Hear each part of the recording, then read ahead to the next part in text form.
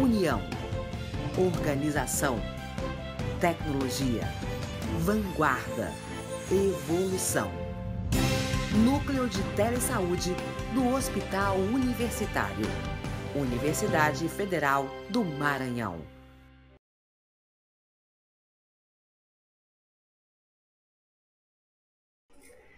Boa tarde a todos, obrigada pelo convite. Sempre falar do histórico da reforma psiquiátrica nesse parâmetro é uma honra para nós, que começamos a pensar no processo de saúde e doença, mental, numa perspectiva muito maior. Então, para a gente estar falando desse breve histórico, a gente vai falar da loucura como um processo de segregação e exclusão, Foucault, em 1975, ele vem falar de uma forma muito maravilhosa sobre a loucura. Ele canta a loucura numa perspectiva de reconhecer que esse sujeito tem sim, mas naquela época, em meados do século XVII, ele tem esse lado que pode ser muito bem aproveitado, trabalhado. E dentro dessa linha de tempo que a gente vai falar da reforma psiquiátrica, em especial da psiquiatria, a revolução intelectual, ela nos ajuda a fazer esse desenho, porque é ela que vai tratar das ciências naturais. É ela que começa a discutir nesse processo que a loucura ela tem seu olhar diferenciado, um olhar especial, um olhar que pode ser, durante muitos anos, estudado e reconhecido. Com essa linha de trabalho que a psiquiatria vem desenvolvendo, a gente entra na influência do iluminismo. Esse processo é um movimento de profundo pensamento e desenvolvimento de nossas ações. A história da psiquiatria ela é contada de uma forma salutar e muito importante.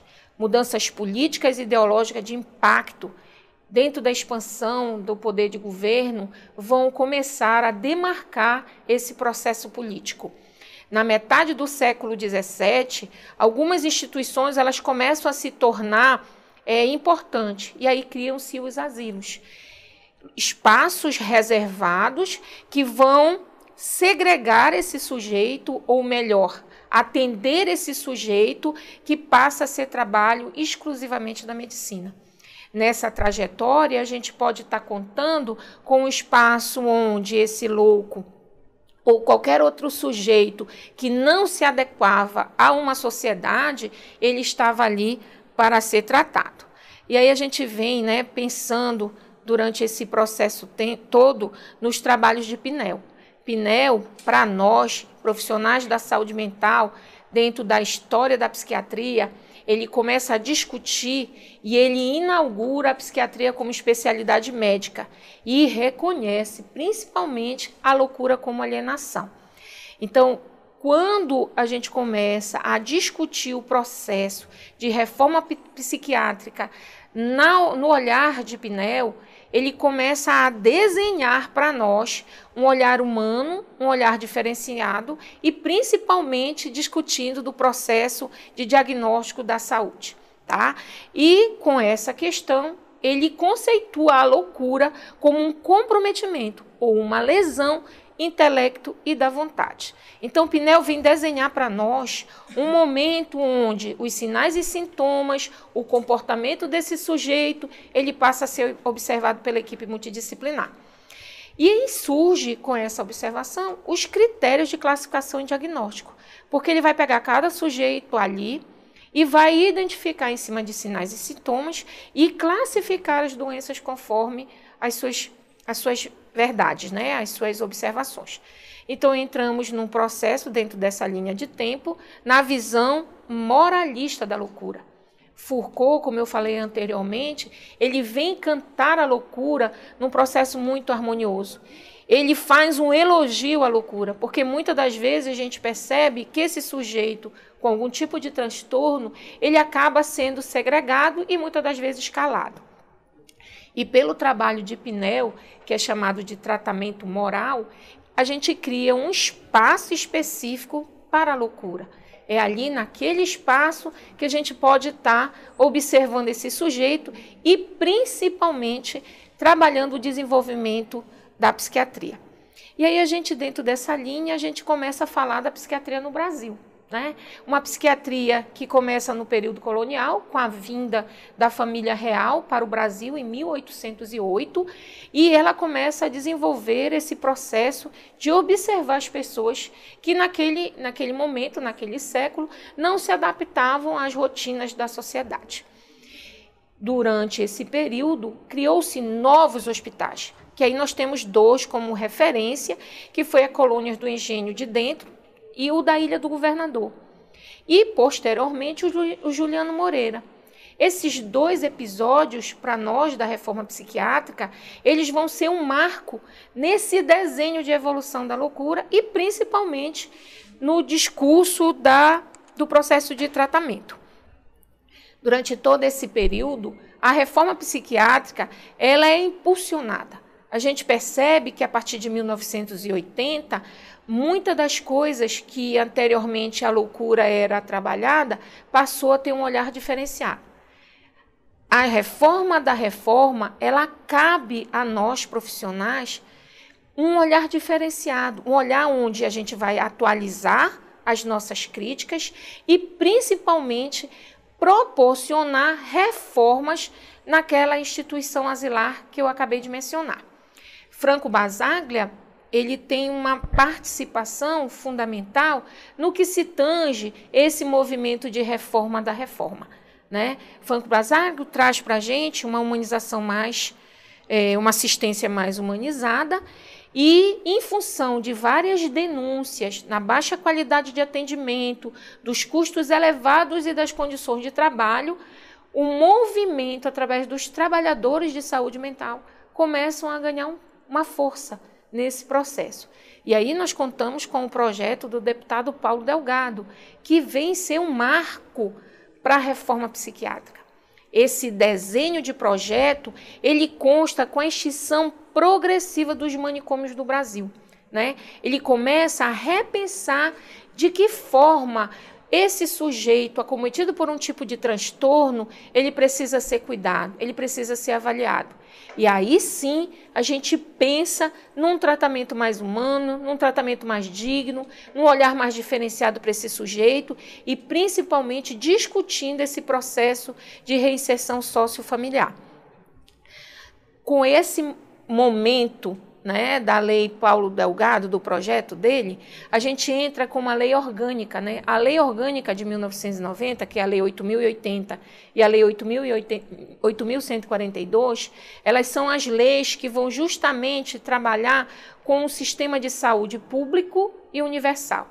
A lei 8.080, ela faz referência ao Sistema Único de Saúde e a 8.142 ela faz referência ao controle social.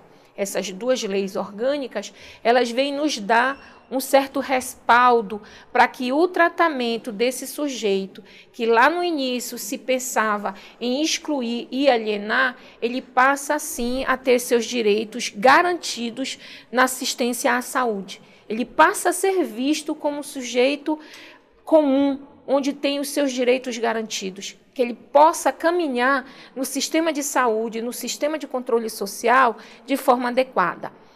E aí, junto desse processo, com esse movimento de evolução da reforma psiquiátrica, nós vamos contar com a Lei Federal número 10.216, que é justamente a lei que trabalha a proteção dos direitos das pessoas com transtorno mental. Essa lei, ela veio fazer uma grande diferença. Ela é considerada por nós, da saúde mental, sendo um marco da reforma psiquiátrica. É através dessa lei que vários movimentos de estudos, vários olhares, várias portas são abertas para um tratamento com mais dignidade e com mais respeito à pessoa que tinha um tipo de transtorno. Com esse processo, nós temos o decreto 7.508 de 2011, que ele reitera a Lei Federal 10.216 e vem dar alguns critérios a mais para que esse sujeito possa ser tratado de uma forma igualitária. E aí, através desse decreto, através da Lei 10.216, a gente vem com o lema Cuidar Sim, Excluir Não. Esse lema é da campanha da Organização Mundial de Saúde de 2001. É uma campanha que nós passamos a olhar esse sujeito de um olhar diferenciado. É uma campanha que vem alertar, principalmente a sociedade de uma forma geral, que existe sim um tratamento a essas pessoas acometidas de transtorno mental. É esse movimento de cuidar sim e excluir não que nós, profissionais da saúde mental, sentamos para discutir sobre o assunto, fazer com que faça-se valer esse processo de reinserção. É esse movimento que garante a esse sujeito a sua voz diante da sociedade. É com esse slogan que a saúde mental ganha seus esforços. É com esse slogan que os trabalhadores da saúde mental, que teve grandes marcos, passam a ser também olhados, porque nós precisamos de alguém que cuide também desses profissionais. E esse movimento, ele tem um movimento de via de mão dupla. Assim como nós cuidamos do sujeito, nós temos também uma equipe que cuida do nosso trabalho, que avalia, que nos orienta, que nos mostra realmente o caminho melhor a ser seguido.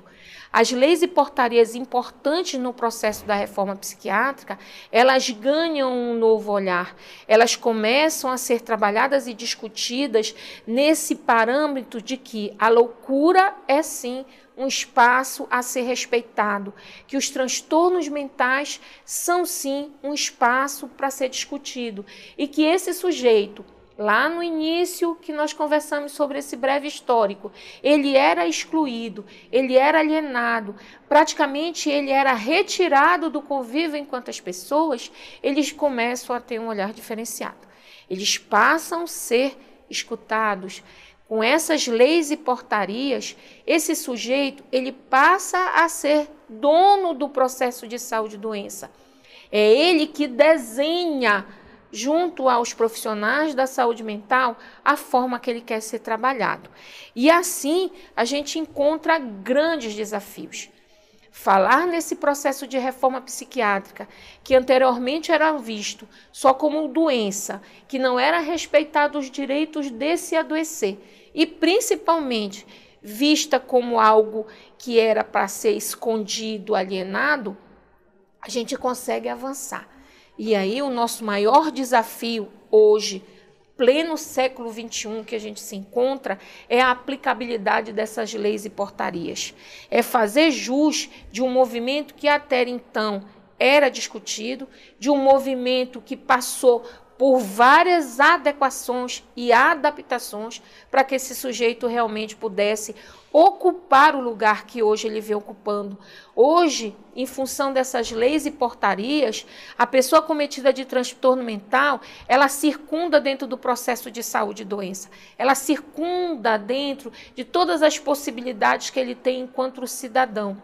Ele pode hoje, com essas leis e portarias, pela sua aplicabilidade, frequentar espaços como cinema, shoppings, lojas, praias, de uma forma mais livre. Ele não precisa mais ser apontado como um louco ou como algo que nos ameaça a nossa integridade.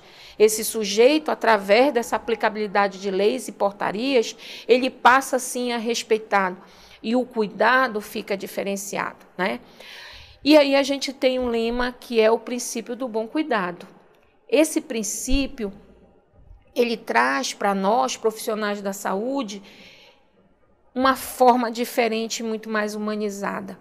Esse sujeito, ele passa a sentar conosco e desenhar o cotidiano dele. Enquanto terapeuta ocupacional, esses ganhos, eles vão mudar a nossa história. Apesar de que nós somos novos dentro da psiquiatria, apenas 50 anos que a terapia ocupacional ela passa a ser reconhecida como profissão de nível superior, esse princípio do bom cuidado, ele é muito bem visto para a nossa profissão, porque através do olhar, das atividades do cotidiano, desse cuidado direcionado, de fazer com que esse sujeito ele seja dono da sua vida, responsável pelo esse processo de saúde, a gente ganha um espaço bem mais respeitado. E aí a gente tem vários ganhos dentro desse olhar da reforma psiquiátrica, né? Dentro desse modelo de assistência que nós pregamos, que é justamente a RAPS, que é a Rede de Atenção Psicossocial. Modelo atual, modelo que cria possibilidades de tratar esse sujeito em várias abordagens. A rede de atenção psicossocial, ela traz dispositivos onde esse sujeito tem a possibilidade da escolha como quer ser tratado, de que forma quer ser tratado e da melhor forma que os profissionais possam estar falando sobre ele. E, por fim, que eu acredito que é um dos desafios mais complicados para nós, é a capacitação nossa, enquanto esse movimento. Capacitar os profissionais da saúde mental exige você parar para analisar o que você está fazendo.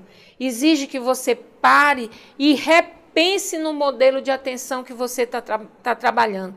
Que você pare e olhe nos olhos daquele sujeito que durante muitos anos passou a ser discriminado, passou a ser isolado, ele passa a ter a sua voz.